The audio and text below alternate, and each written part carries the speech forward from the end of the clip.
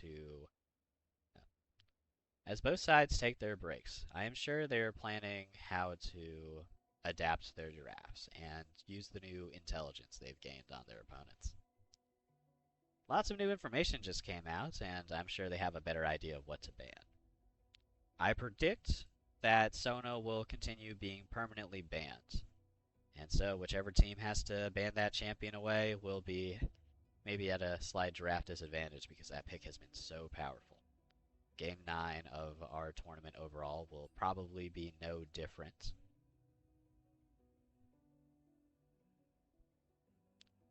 I am looking at the players right now, and 9 out of 10 of them are sitting in the lobby.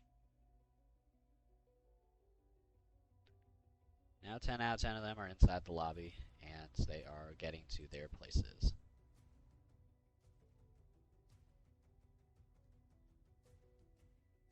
Soundtrack playing right now is the soundtrack that played for the loading screen of Solar Eclipse and Lunar Eclipse Leona. She received a pair of skins, which were linked to each other.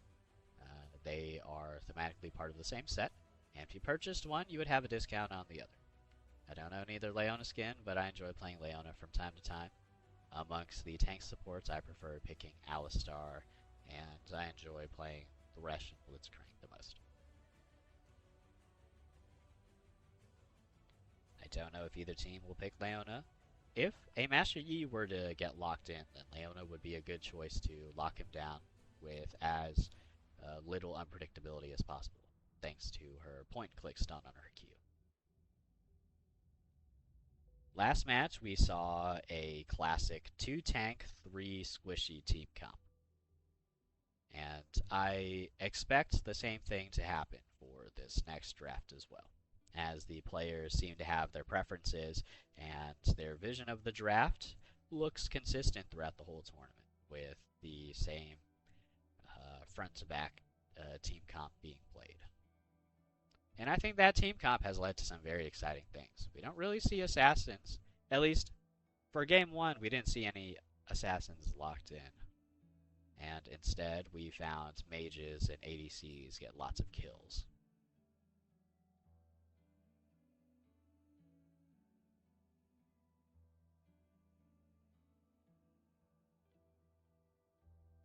As the players get ready to finish their break, I would like to point out that in the bracket, thanks to the double elimination format, all these players have played a minimum of 3 sets before this series.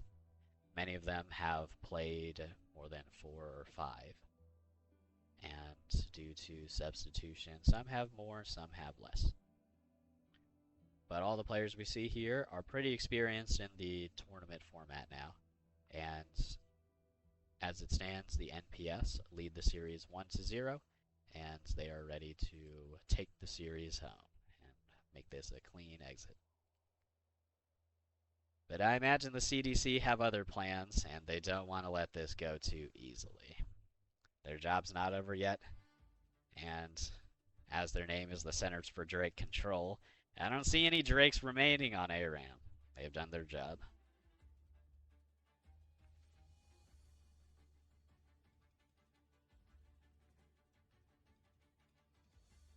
We are getting ready.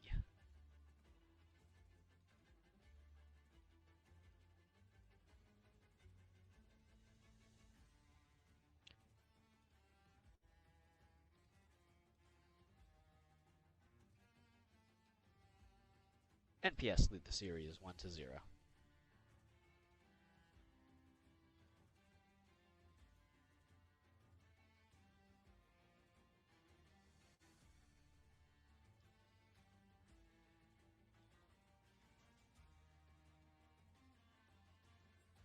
I'll now formally ask the players, are they ready?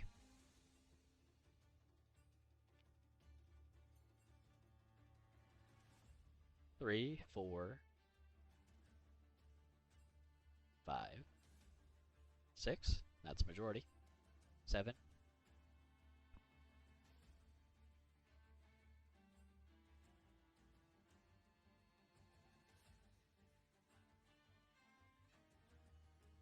8, Yeah, 10 players have indicated they're ready. I'm waiting for the final 2.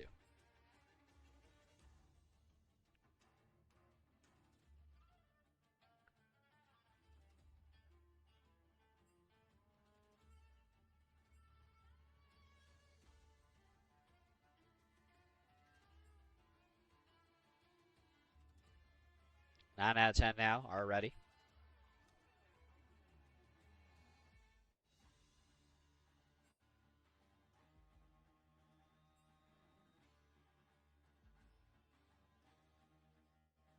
Only one more.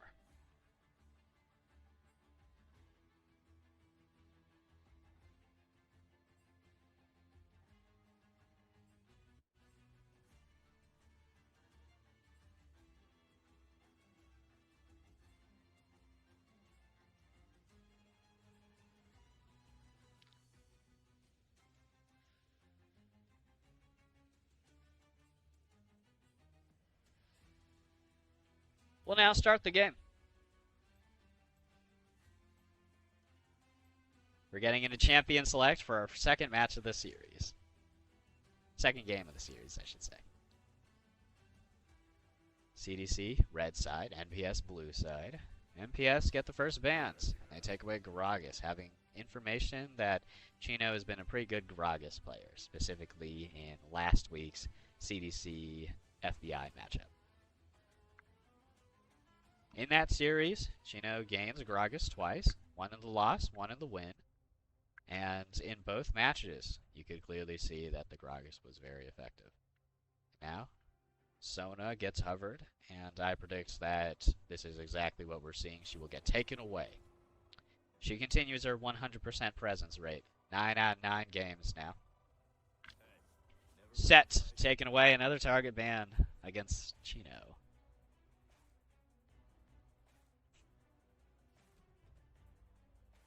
I don't know if CDC plan to take away the Caitlyn or the Mel from last game. They do take away Caitlyn. And so that frees up one of the other bans that they had used last game, which were towards the Hui and the Aphelios. At least one of those champions will be available. We'll see if the Pike service prioritize either of those champions, and we'll see who they take away here. They might take away the Kindred, weakening one of the pocket picks. Yone gets removed instead, and so it's a triple melee ban on the side of the NPS.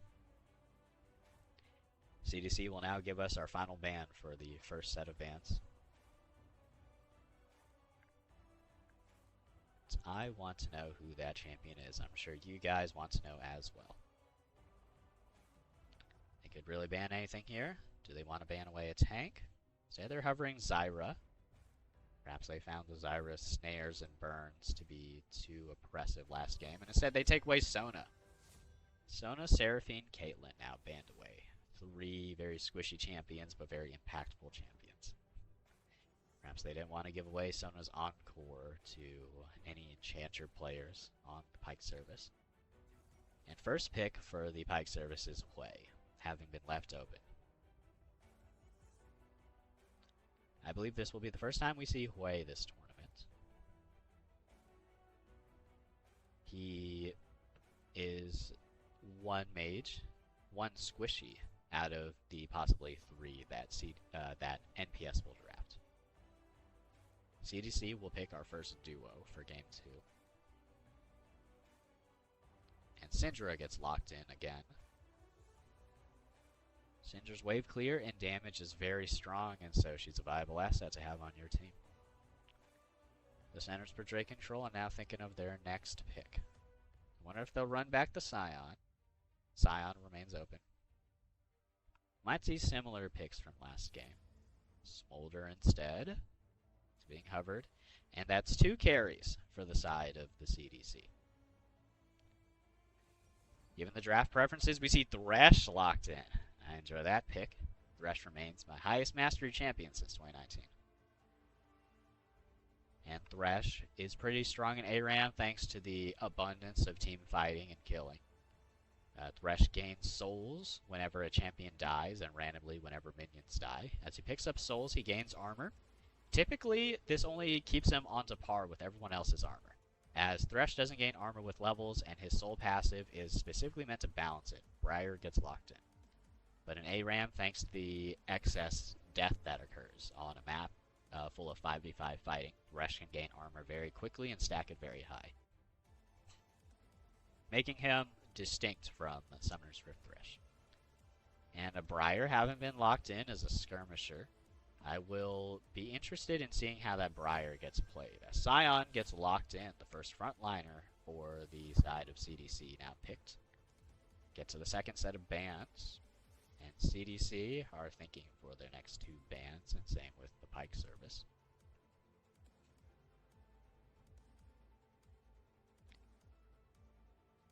Mel is being hovered, and if taken away, she will be another squishy that gets removed.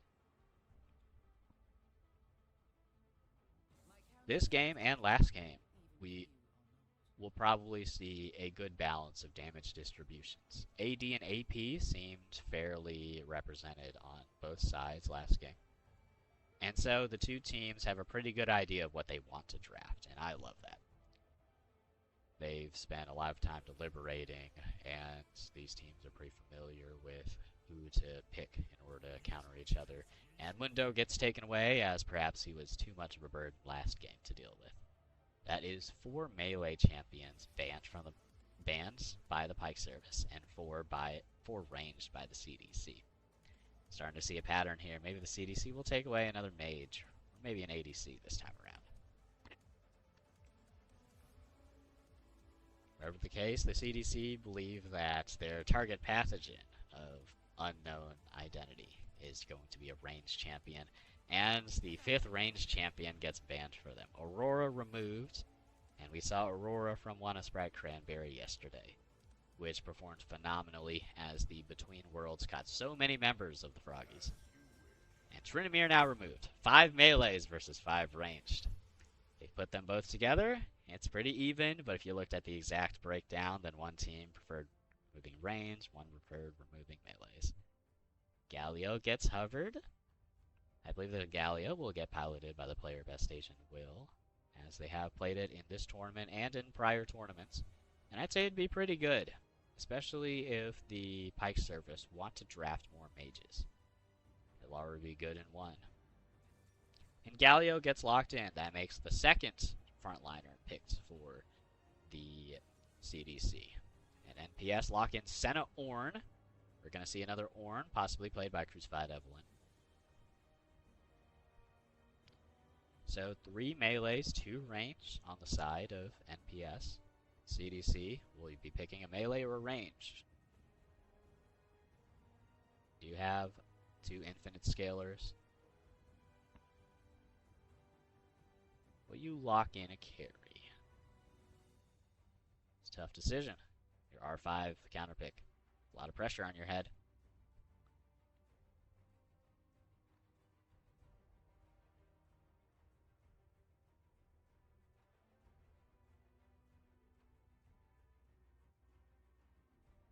Seems I've lost connection to Champion Select. But the Melio got locked in.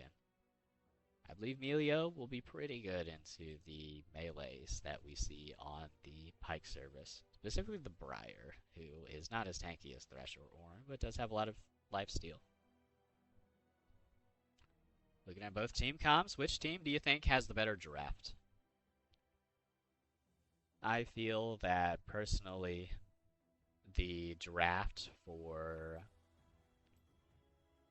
well, I can't really pick a stronger draft. They both look pretty solid, and if I were on either team, I'd say that my team had good odds of winning.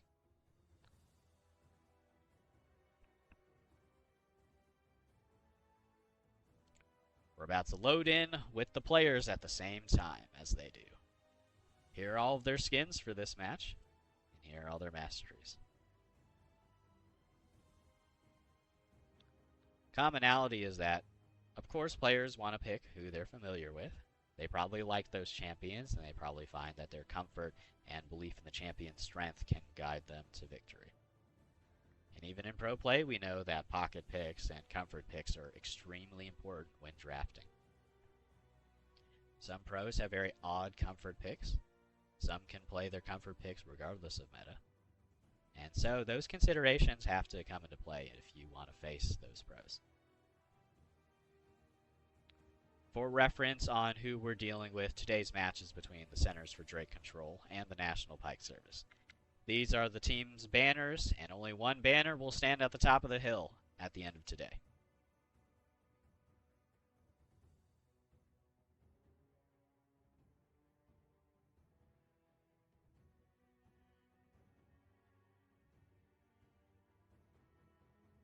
Between all these teams, I notice Senna has the Deathfire touch.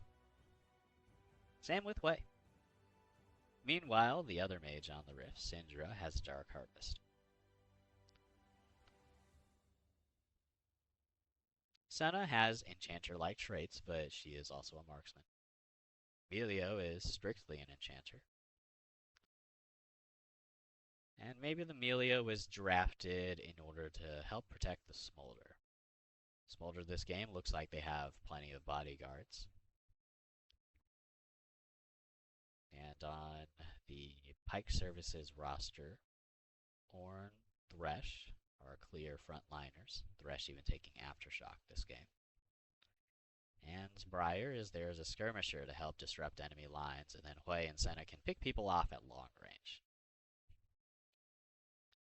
We will see how effective both teams' strategies are, as they are very competitive with each other and they ensure that neither go down without a fight. For anyone watching at home, which would you say is your favorite champion in this draft? And if you were on either team, would you have drafted differently? Would you have picked a different champion for yourself? If I were on the side of the NPS, I may have been the one to play the Thresh. Could have offered to also play maybe Orianna. And then on the side of the CDC, there's clearly a lot of attention in protecting the Syndra and Smolder. Had I been part of this tournament draft system as well, I might have been the one to play Galio. I do enjoy playing that champion, and I feel that I simply resonate with how Galio plays.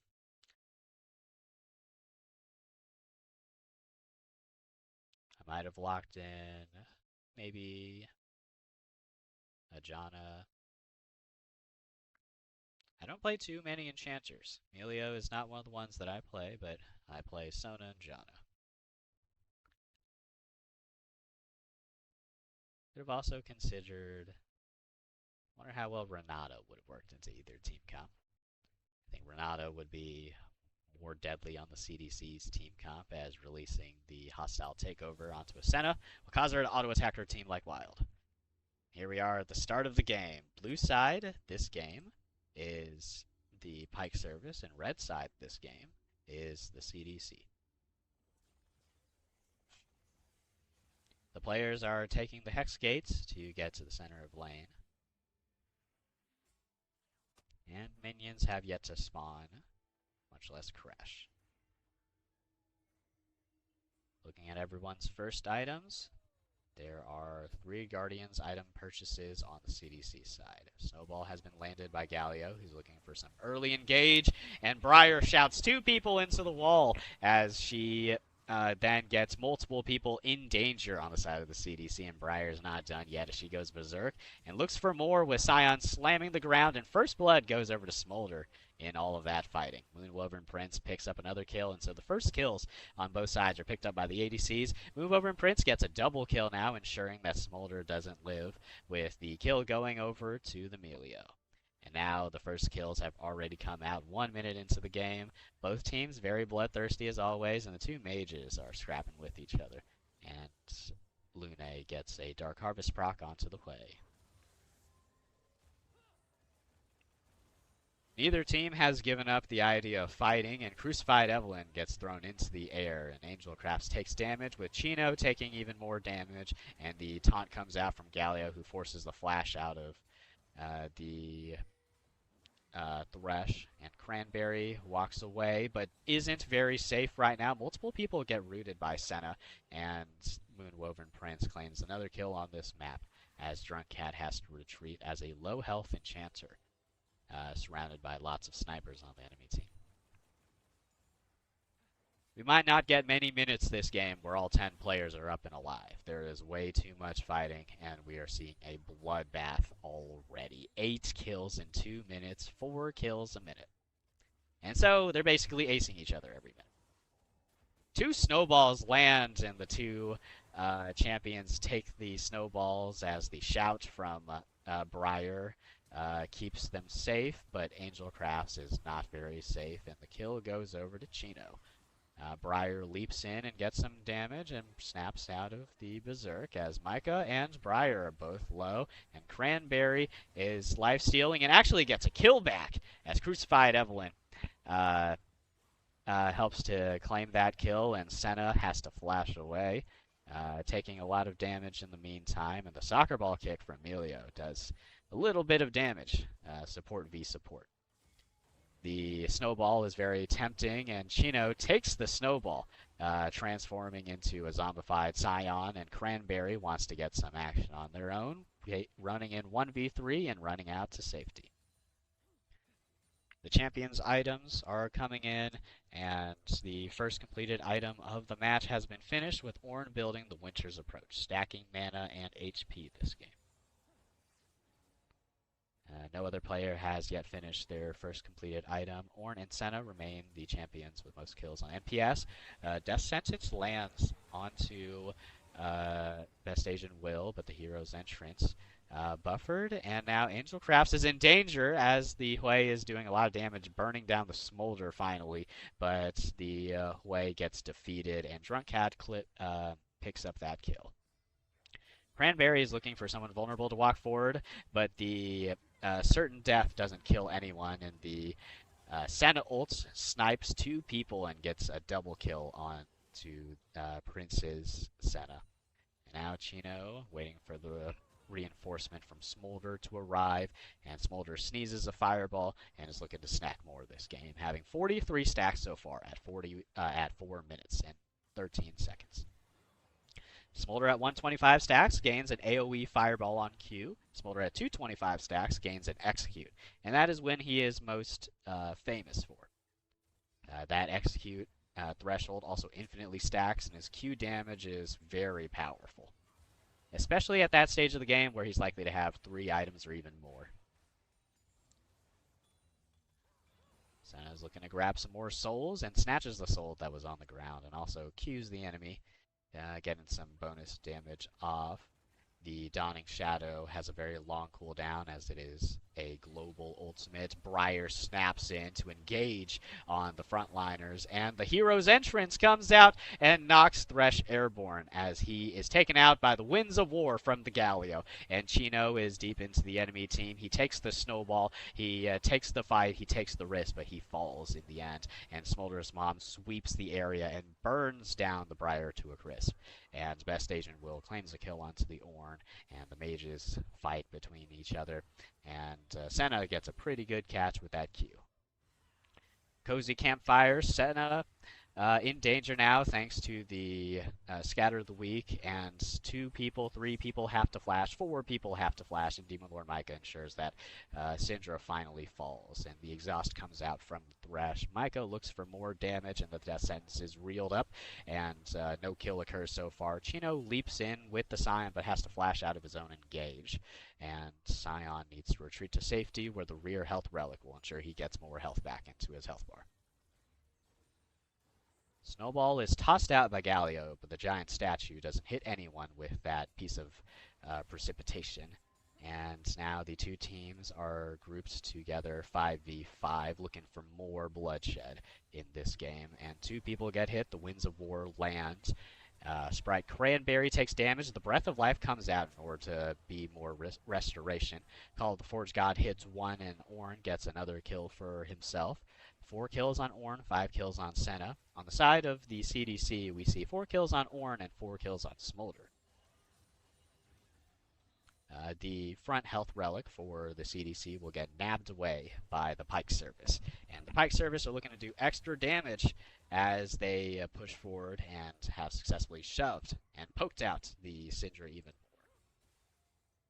Demon Lord Micah is camping the bush, and you got to watch out for a Thresh with a hook because his Q, Death Sentence, is, as the name implies, a death sentence. If you get reeled in and you're squishy, you might be as good as dead. Death Sentence comes out and lands on Galio, who's a tank, and Scatter of the Weak lands onto 3 people. Smolder's Mom might as well have caught all 5, and looks like we're about to have a wombo combo here as the Briar follows up on the fight and gets a kill, but then dies as she goes in. 2 carries, carrying a tank, shut down as Unstoppable Onslaught lands onto the Senna, and now Chino is looking for the 5th and final kill to make this an ace on the side of the CDC. Drunk Cat, Chino alive now. Melio helping the Scion push. And the front health pack is looking very tantalizing. Who will grab it? It's likely to be the Briar, who gets tossed airborne before anything else happens. The Cozy Campfire heals up Drunk Cat just a little bit. And the Melio is still up and walking, having grabbed that health relic as it disappeared. Syndra steps forward for some poke and avoids any danger from the Thresh, who is still looking for an engage to set up the next team fight. Snowball comes out, and Senna range is very long already, with Senna having 58 stacks. Senna gains 20 range for every 20 stacks. And so, doing the math, Senna has gained 640 range until she hits her next power spike. Call of the Forge God lands onto 2 people, and in this engage so far, no one has fallen but Sprite Cranberry, and 2 others get tossed up by the Scion Q, and Death Sentence lands on a Best Asian Will. The Breath of Life isn't enough to save him as the Breath of Death kills him. Drunk Cat now up at arms with Moonwoven Prince, and the Senna is very menacing to deal with. The Hui long-range snipe doesn't catch anyone, but the snare will if anyone walks into that area. And Smolder's looking to do some more damage, but the Senna Q the same, and Syndra gets plenty of damage onto Hui as Scion comes in but gets feared away, and the kiting from Briar leaps in with the certain death, and Best Asian Will has to walk back in order to protect his carries, who have been double killed by the Briar, and now Galio remains the only person standing and will fall, giving an ace over to the NPS. Briar snapped out of the rage, and now NPS look to take the first turret of this game. Game 2, first turret is taken at 9 minutes and 33 seconds. Both sides have completed 1 item on all members, with some members completing 2. And the most fed members this game are Senna and Briar, 8 kills and 6 kills. And then Scion and Smolder, 6 kills and 5 kills. The kill total is 23-20 in favor of the Pike Service.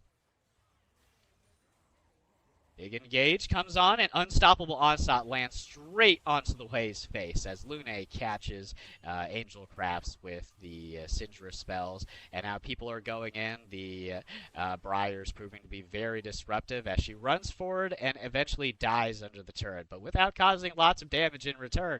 That might be a pretty serious injury you need to tend to, as Demon Lord Micah has to flash out, and Lune goes in for more damage and gets snared by the center root, and now Smolder is back to farming 116 stacks now, level 11, 10 minutes into the game, and we're about halfway to the magic number 225 when Smolder gains the Elder Dragon buff.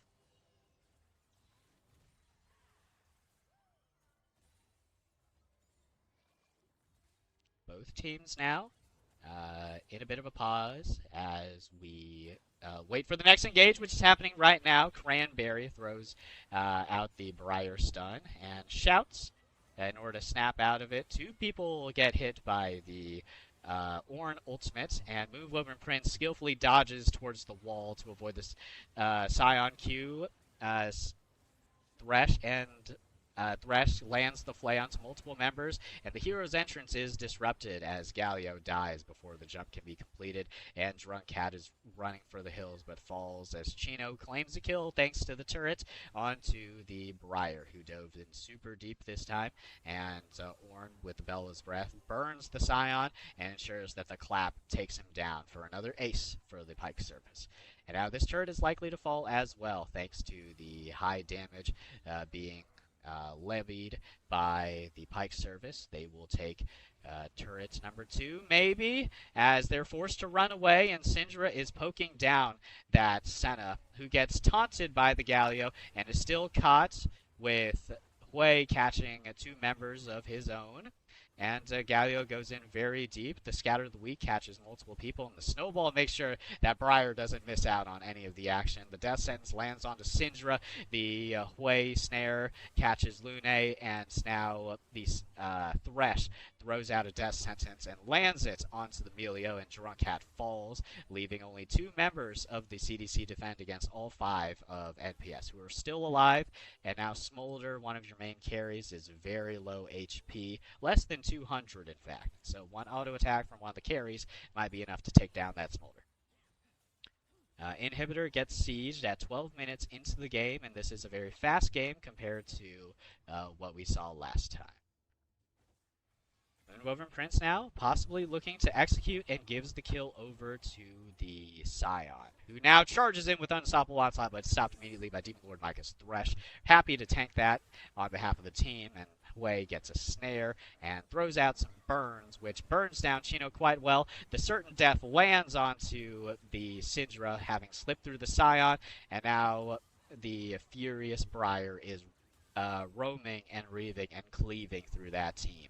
And Scion now the next to fall as Flay lands on 2 people, the Galio and the Melio, and the punch ensures that Thresh falls. And now Briar has died as well, with Hui not having very much mana. 63 mana isn't very much if you're a mage. Isn't very much if you're any champion at all, actually.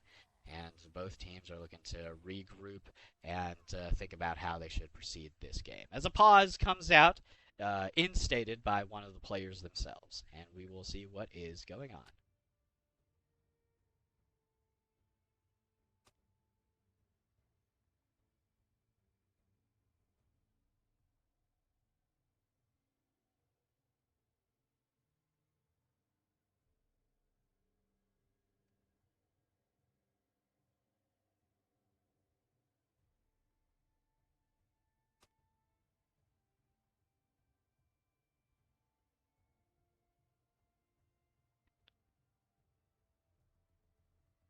Some players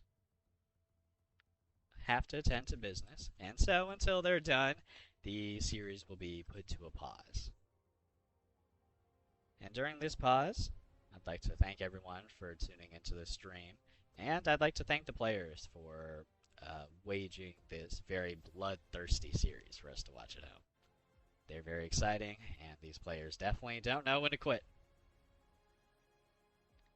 Meantime, I'd like to remind everyone of how far we've gone in order to get to this matchup. During this tournament, we have played 4 matches. This one is the 4th, and we have played 3 prior matches to get here. The NPS started their tournament run with a loss, having been defeated 2-0 by the Frog Bureau of Investigation. FBI then went up against the Centers for Drake Control, and the CDC would take that series 2-1 in a close matchup. Hello to everyone watching at home, and thank you for tuning in.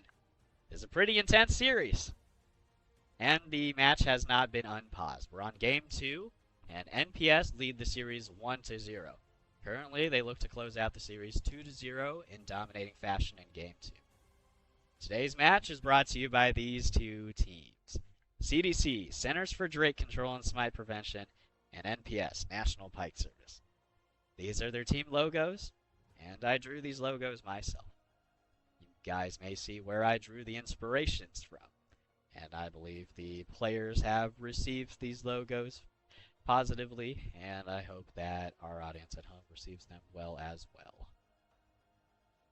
Between these two rosters, I can't say for certain who will win this series, but given the circumstances, it seems NPS, they definitely have a lead. Previously, we've covered why Enchanter. Enchanters that seem to be at the forefront of the past 3 rounds of the tournament. Enchanters have all these strengths. They naturally get stronger as the game goes on, and so they all scale very well. They disrupt engages, which is crucial in a game mode all about 5v5 team fights. They have cheap items to balance out their low gold income, but on ARAM you earn gold income pretty quickly. And so they might finish their items before you do. Some enchanters can also pivot into poke, although I don't consider that one of their main strengths. Their main strength is their healing and shielding and their disruption of enemy engages. It's hard to have poke stick, and it's harder to have damage from champions like Lux, Brand, Morgana, Zyra really have a lasting impact if there's an enchanter on the enemy team constantly healing things. And earlier this tournament, we've seen lots of AoE engages and follow-ups from our enchanters. We have many talented players, and these players at each stage of the tournament have stood up to the test, and they have proven to be very capable people. And now we're back. The game's been unpaused. Engage comes out and lands onto the Senna, who falls. Lune picks up that kill with the Scatter of the Weak, sniping the Senna from far away, and Hui has to flash from Chino's Scion engage as the Scion Q may have gotten a kill, and shut down, double kill goes over to Lune. 5v3 now in favor of the CDC. The members are building items on the NPS. Demon Lord Micah flays away 2 people. Call the Forge God lands on 2 more people, and the Briar looks for an engage as well with the Galio taunt buffered. Briar lands certain death onto the Smolder, and multiple people get feared. Breath of Life comes out and heals, and Briar, now taunted by the Galio, has to change her target, but now she's changed her focus, and she kills 2 people in the back. That Pillory causes a lot of damage for the CDC, and now the Briar is continuing to lifesteal off the dead Scion, but now Lune's on a killing spree, picking up her 3rd kill this life on the Syndra. And now SKTT1 Syndra, are you able to hold off the advance as there is a super minion heading towards your turret? Senna is looking for some extra poke in the meantime, and Scatter the Weak lands onto the Senna. An engage comes in, forced by the Smolder, who takes the Hex Gate and gets hit by Death Sentence. A lot of damage comes out from the NPS onto the members, and now Thresh is no longer on this earth as he falls and gives a kill over to Best Asian Will's Galio, who falls as the Spiraling Despair makes sure that Galio gets taken down. The anti-mage tank is no more, and things are looking a little dire for CDC now, as Crucified Evelyn is helping the shove, and multiple souls are on the ground for Move Over and Prince to grab, and the Senna is at 127 stacks. It felt like yesterday she had 20. Mage for Mage, the snipe from the Hui manages to take down 2 people, double kill onto the Syndra and the Milio. They are both removed from the game, and the Be Happy is looking very happy as NPS are getting close to the finish line. Best Asian Will taunts some members, and the Ornn is not bothered at all as Chino is taking on the Senna one-on-one, takes on Barrier, and Demon Lord Micah claims that kill onto the Scion, and the Thresh is pretty happy with another prisoner in the Lantern.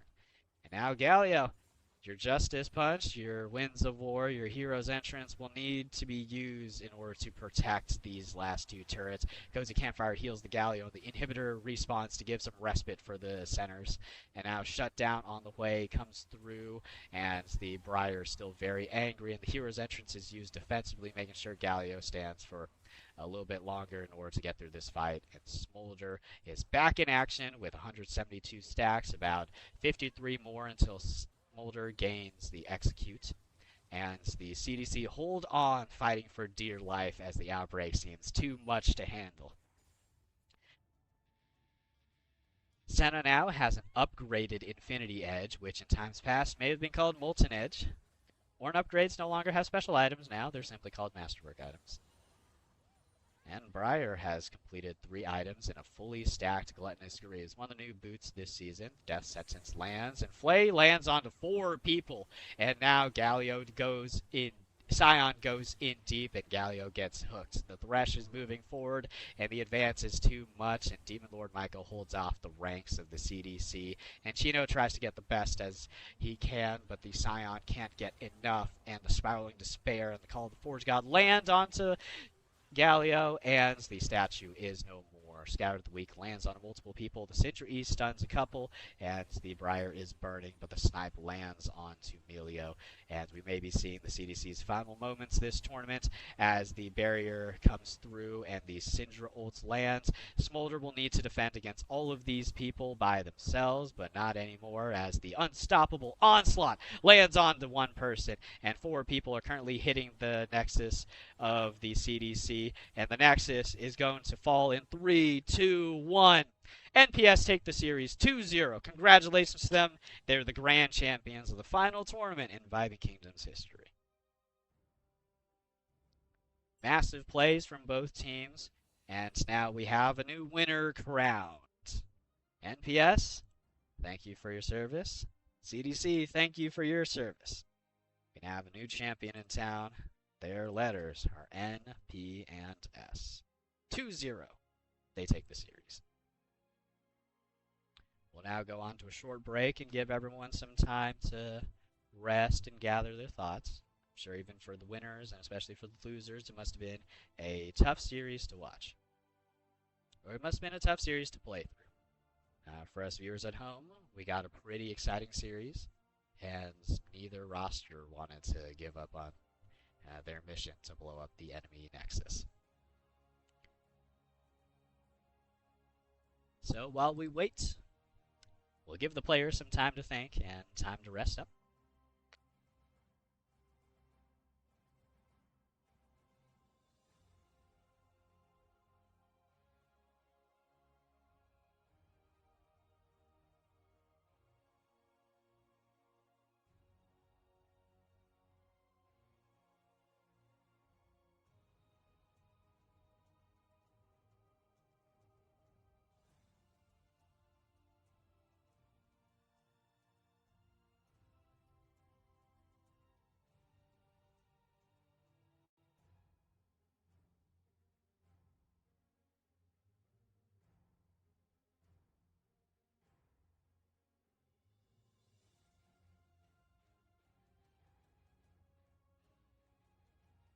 Hearing from the players, some are interested in making this match a best of 5, and it would be interesting that for the last match of the entire tournament, we change it from best of 3 to best of 5. This will be very intense, though, if they do decide to play a best of 5, because tournament matches can be very stressful. And we've already played 2 so far, and they're action-packed and full of planning and mechanical outplays.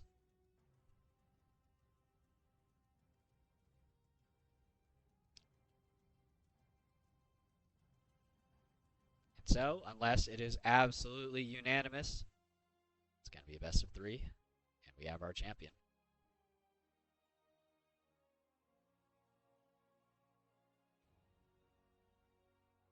As a reminder, here are the 2 teams that played. CDC on the left, Centers for Direct Control, and NPS on the right, National Pike Service. Between these 2 teams, they have played lots of games, and today's matches mark games 8 and 9 of the overall tournament. Across those 9 games, we have crowned our new champion. Congratulations to National Pike Service for taking the series 2-0 and for winning it all.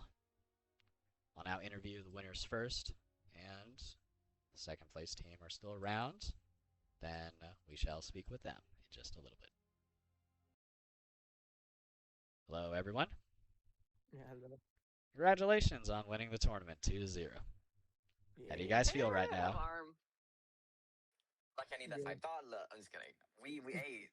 We ate. The vibes were vibing. You know. I I, felt like I I was didn't kind of even do it sexy. for money. I'm donating mine to Kindred for subbing for me. That is true. I do I felt like remember that detail. yeah, I felt like it was pretty sexy. I hit a lot of hooks, so I like that. I got to play Quay and I got to play Zyra, and it was fun. Yeah. My Played two team mages, for two me and games. the best team I could have been with. Yep. Oh, they don't want to 5v5 again. That's so We lame. had a we had a rough start. I'll admit it, but We did. Oh did my that. gosh, I was worried. I Nah, will we were in say control the whole time. No. We're talking about like the first matches.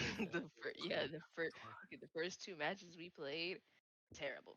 That's because I wasn't there. Yep. See, yeah, you We were didn't, you we were a didn't pivotal learn the member of this double. teammate Yeah, that team is true. We didn't because learn the double you were tank there yet. yesterday And too, like, weren't you? yeah, Double and tank without strat him, OP. we would never learn that. Mm-hmm. If we didn't give me the power of hooking motherfuckers, yeah. It's so true. It's so true. Those hooks. I remember your Blitzcrank from yesterday. Yeah, nice Yeah, played your double hook blitz this was game so today, nasty. but That was fun. really, Alright. Now that we have all this positive emotion, it is true your opponents are not interested in the best of five because tournament matches are pretty intense and they involve That's a lot of valid. strategizing. So we'll keep it as best of three. Okay. And Cool. so, moving on with the interview, I'll ask a couple more questions. Starting off, the prize is $5 RP for each player on the winning roster on match day. And now I know that Angel Crafts here has mentioned that they are giving their reward to the player who subs for them throughout the tournament.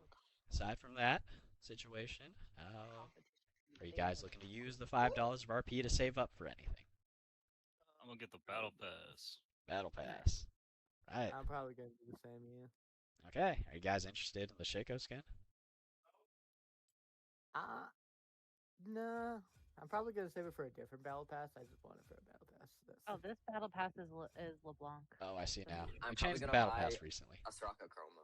I think It's a rocket. her skin, her legendary skin. That would be Dawnbringer or Nightbringer Soraka. Is that right? Oh no, Immortal Journeys. Immortal but I do Journey. have Yes. Dawnbringer as well. Okay. But I will be using it for the Immortal Journeys. Sounds good. Those are pretty good skins. I'm So- so tired. Yeah. Again, later into the night. Yeah. And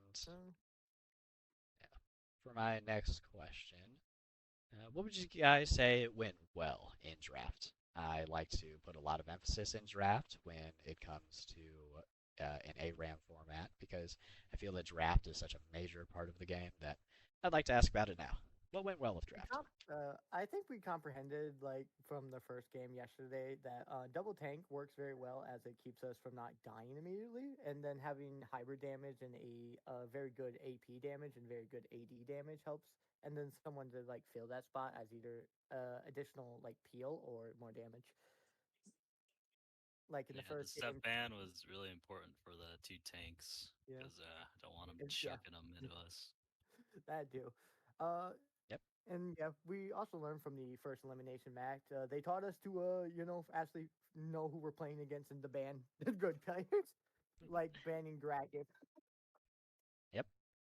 And knowing your opponent is extremely important when you know that people don't play all 176 champions in the game. Indeed. And so I'm gathering that, yeah, you've done your research and you've learned the flow of this tournament, which has a double elimination format. So even though you lost the first series, you clearly won this series, and now you're the champions. Now, one last thing. Do you guys have anything to say to the runner-ups, the CDC? They fought pretty valiantly. They fought a bloodthirsty two-game series with you. Why PTA Smolder? True. And they remind me of INDLS. Yes. Feels like I have gotten vengeance on an esports team I lost. But anyway, real talk. Don't tell them that. GG's, good game. Y'all did y'all best. Okay. It was. I felt. Yeah. You made me adapt to playing more supportive. That's so real. You made me adapt into running into the front and taking the damage. And that's actually good because maybe I'll win some rank games now. Yeah, you guys have changed since your first series last week, Yes. so things are definitely different from the Evelyn and the Kane picks. And here you guys picked two frontliners in both games. Yes. Anything else you guys would like to say to the runner-ups? Well, good game, good match. Yeah, good game. GG's. Good games. Would love to go again. Alright. Thanks for letting me have Hui for the last game. That's so true. It was a little birthday gift wrapped up and delivered in a box. So, I'll now interview the next players and I'll close out the tournament. I don't know if there will be any more matches, but I am thankful for you guys to have been here. I'll also need to have everyone added on League before I can set out the $5 RP rewards. And I believe there's a short timer as well. I'll fill up everyone on it, but I'll make sure that everyone gets the reward. Okay. All right, bet. So I'm I'll in see no you rush. guys. Oh, Hello, that's everyone. great. Hello. Hi Hello. there. You guys are the runner-ups. So, how do you guys feel right now, having played an epic 2-game series against your opponents, the NPS? It was a I grandma feel like gap. we ran up. Grandma gap. Yeah, grandma gap. Give props to Ollie's grandma. Props to Ollie's grandma. They were. Okay. Must have been. Say, looking back at the series, what would you guys say went well? Because it was an extremely bloodthirsty competitive series. I really liked the first game. Low-key. First game. We had good momentum the first game.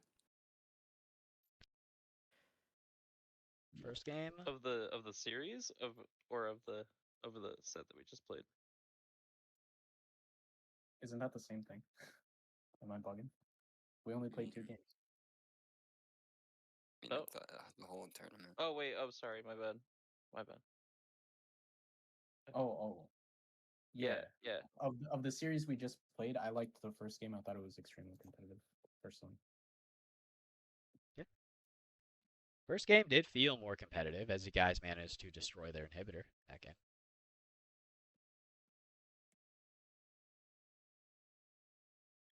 I think like we were able to take advantage of the fact that they didn't have a lot of items yet. So like running into them was a lot easier, but as the game progressed it was like I guess like Will was saying that we kept trying to go for dive, like diving onto their backline, but it was harder because their tanks were tankier and their backline was like would just mow us down whenever we tried to walk into like whenever we tried to walk into them. So I think it was good, but it was it was kind of hard for us to also get to the back line with like Kindred and being like a shorter range and also the tanks being there. I think I could have played better, but yeah. Okay. Pretty good overall. Very nice overall. Individual performance is always a challenge to discuss, and in every game, we can argue that we could have performed better. I feel that everyone on both rosters did their part, and I would say that for your Syndra plays in both games, you definitely did a lot of damage and scored lots of multi-man scatter the weeks. Thanks. Anything else anyone would like to add?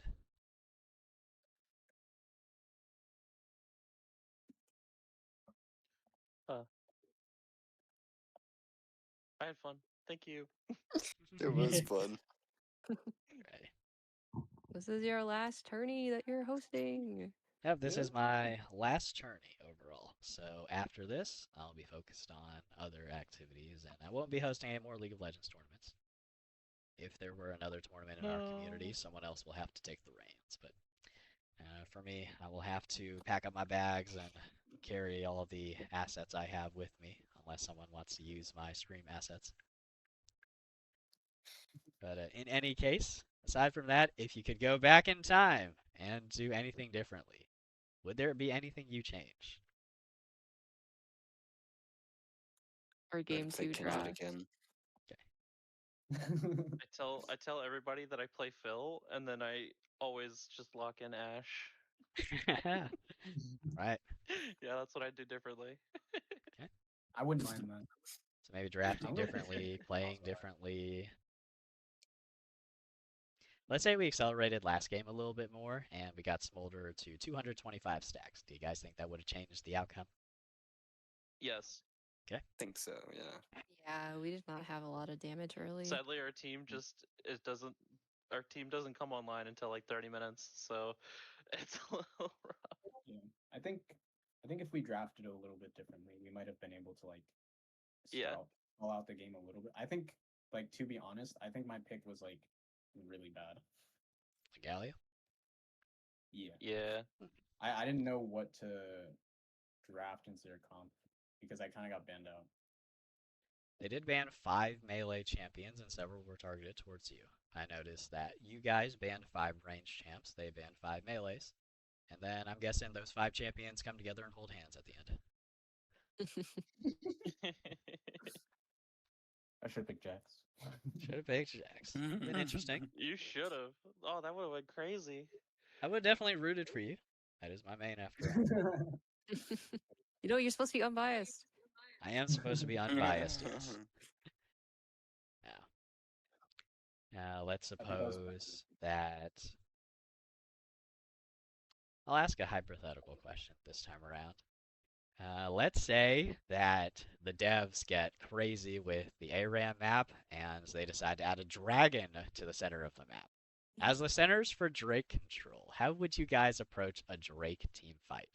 Obviously, everyone has to deal with it, and there's no way to flank. There's no way to escape. How would you guys play out a Drake team fight on the ARAM map where everyone is crammed?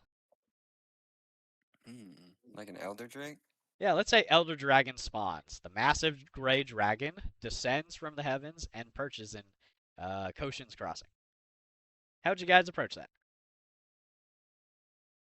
You make sure that we have somebody with adequate like healing mana shielding to prevent like dragon pox from spreading because he'll just breathe on us. Dragon. As the jungler, I will try and promise my team that I will not smite the Zyra plant on accident. Not smite the Zyra plant. As a jungle player, jungle is my most played role over the past several years. I've smited a lot of champions instead of Drakes, and I always try to move forward from it, but it's honestly very embarrassing when that happens. Yeah. I just pray that my buy E auto or whatever will secure the Drake and that maybe my teammate can pick up the Drake. They'll beat the jungler. No, Lyndon, you have to flame your teammates if you accidentally smite the enemy jungler. They should have zoned him out. Should have zoned them out. Yeah, why are we flipping the objective? Why don't you guys got to do your jobs.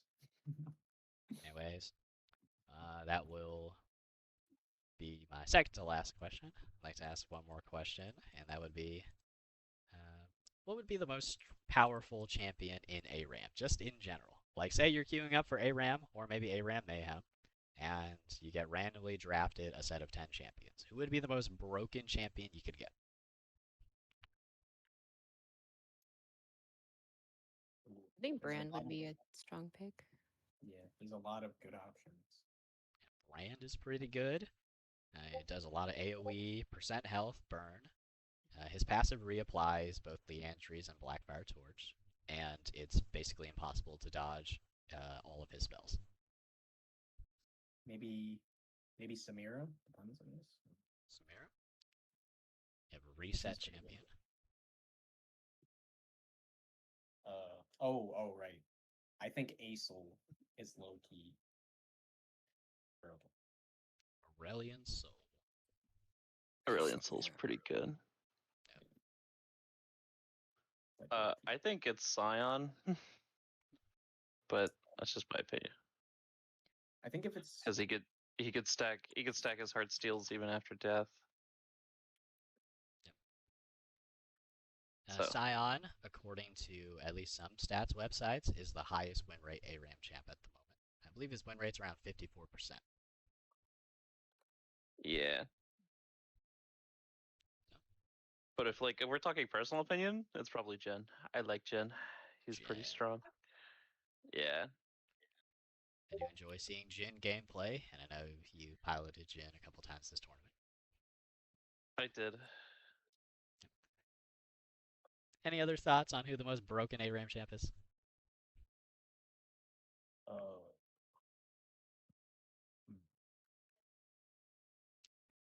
whichever one Ollie's on. Whichever one always on. Yeah.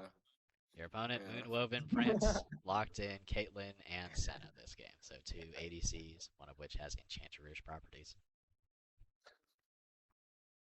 Now, do you have any words to say to your opponents, the champions, NPS?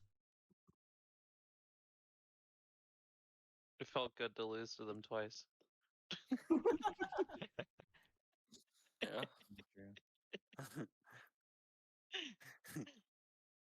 They're pretty good players. I didn't expect Ollie to play ADCs, actually. Mm-hmm. Yeah.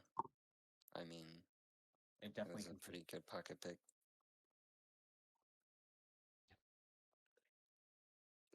Yeah, the I think a Hui ban may have been good the second game. I saw Calf did most damage on the map. That's more of like a hindsight thing too. Hindsight is 2020. I don't actually have access to the match histories for these games because they're customs and I'm a spectator, so it doesn't land in my match history. And when I look at other people's profiles, they don't show up there either. Oh. Well, I think she played well. Also, yeah, Ollie's Caitlyn was disgusting. Like my HP was shredded first game. Yeah. I saw the Mundo and I was like, no, look at all the HP gone. Yeah. Yeah. Just disappeared. Yep. That HP was shredded as Caitlyn got more and more items, and the comboing was very impressive. Caitlyn trap, Q, headshot, Yordle snap trap, 80 caliber net. Pretty deadly. But I'd like to thank you guys for playing in the tournament, for sticking around for this whole interview. I'll head back to the NPS to congratulate them one more time and throw them another hypothetical question. And this will wrap up the tournament. All right. Thank you, Lyndon. I appreciate it. Howdy, guys, again. I'd like to congratulate everyone again. And I do have one more hypothetical question, or one more question as part of an interview, if you guys are interested. Go ahead. Sure. All right. I asked the other players what they felt the most broken champion at ARAM was, and I'd like to know your thoughts on who the most broken champion in ARAM is. Let's say you guys play regular ARAM or ARAM Mayhem. Who would be the strongest champion you could lock in? Jace. Jace. Yeah, Jace. Yeah, I was surprised no one went Jace at all. Jace is super Jace is like powerful. the champion that's like, I don't know, even in Summoner's Rift, he's like disgusting. But in ARAM, you go full lethality, you press like WQ, and you just do 700 damage across the map. And there's literally no counterplay. Fuck. I mean, if you don't pick him, I would say maybe Lux, I guess, if you want APY. But again, fucking Jace just gets AD or AP, depending on what you want. So it doesn't fucking matter. Jace is really powerful, and in the current meta, he is picker ban in pro play. At least he has extremely high presence. Yeah, of an OP character I'm shocked they didn't pick, definitely since we kept the same double tank meta, and I heard them saying that they picked Kindred for tank killing. Why was Varus not picked? That'd be a mystery. You'd have to ask them. Now that the tournament's over, there's no pressure. Could have been a little I probably problem. just don't play Varus, to be honest. Maybe. Yeah, Varus Vayne. Not every player plays every champion, and That is their true. preferences. But yeah, I did notice you guys picked double tank meta throughout both games, and seems to be a And I good had to drafting AD. strategy. I was so upset. I had to play an AD champion. I couldn't play like Oh my yeah. typical enchanters because they banned half my roster. Like what? Now I want you to understand. Second game, he was looking to go Evelyn.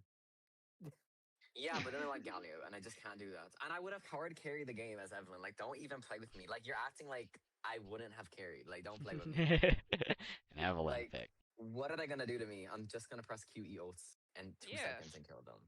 Sneak Like, up on them. Oh, run away. you think Syndra E is gonna stop me from pressing rocket belts? Question mark? For real? It might slow me down, but it ain't gonna.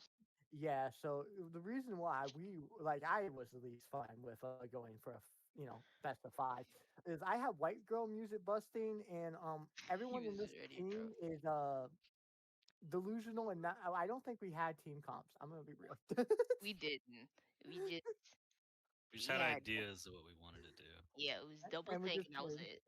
Yeah, pretty much. Okay. Double tank, I and that said I was it. wanted to hook, and then I hooked. They kind of just like banned champions that we played the previous match. Yeah, like Yeah. yesterday they That's banned my Kane, which kind of is weird. They interesting. didn't like my brand in Aurora. I saw they targeted me for a bit. Yeah. Yeah, they banned Sona for me, and then Aphelios Sway for Angel, and then Aurora Brand. They didn't ban a single tank, by the way. That's just really interesting. We had Ornn both games, and they're banning only damage champs. Yeah, I think if they went more aggressive champs, it could have been a lot different. Maybe. That's something I did try to pay attention to, which is how I also picked going at Thresh there, because what did I wanted to play originally? It was I think he had not Thresh. Cassante over. Cassante. No, that was first game. Yeah, I picked Nautilus over Cassante because it's just they didn't have any reason to go Cassante. They just didn't have any reason. And then similar to the second game, it's just add the hook was just better there. Mhm. They played defensive champs, and I'm just like, well, the best way to do that is just play aggressive. But the problem is, like, if they just again, Varus was aggressive here. If they did take that, we probably would have had struggle more. Yep. Again, I'm very unsure about that. That PTA Smolder made me very concerned about the mental state they had. All right. Well, They're also really scaly, and Yeah. Senna is really good into scaling champions the second game because she just free stacks. Yep. So, Zana was definitely pivotal, as I remember near the end you had at least 130 stacks on Senna. Mhm. True. I had something like that. I had like 113 at minute 30, or 113 at minute 13. When I finished with I had like 8 100 stacks a minute. Yeah, I also had like 100 stacks on my Thresh and like what 300 on fucking Heartsteel. So it was just Yeah. Mm. Well, thank you Oh, guys well, again that's for entertaining the questions, and again, I'll try and get to everyone and get you your $5 RP prize. Now going to wrap up the interview and wrap up the stream. So take care. Let me know if there's ever another one. I would love to join. That's so real.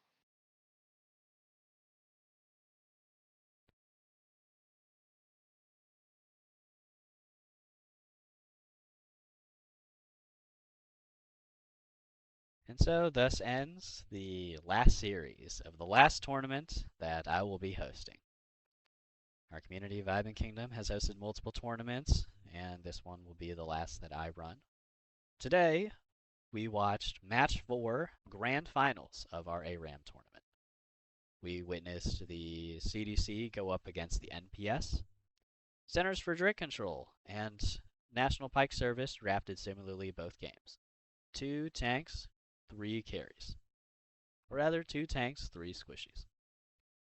Both teams fought extremely bloody matches and got lots and lots of kills on both sides of the aisle.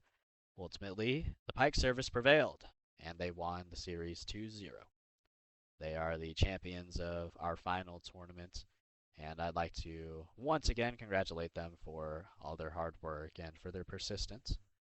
The roster started off with a 0-2 loss against the Frog Bureau of Investigation, the FBI, And since then, they have really turned things around and become a very strong force, fighting together as one, and eventually making it to the very top.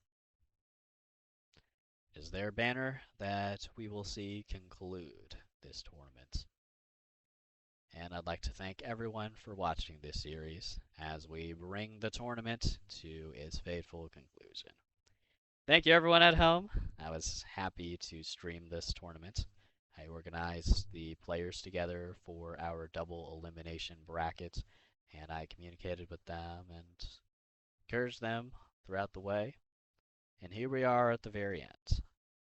I will now close out the stream and say goodbye to everyone. Take care tonight.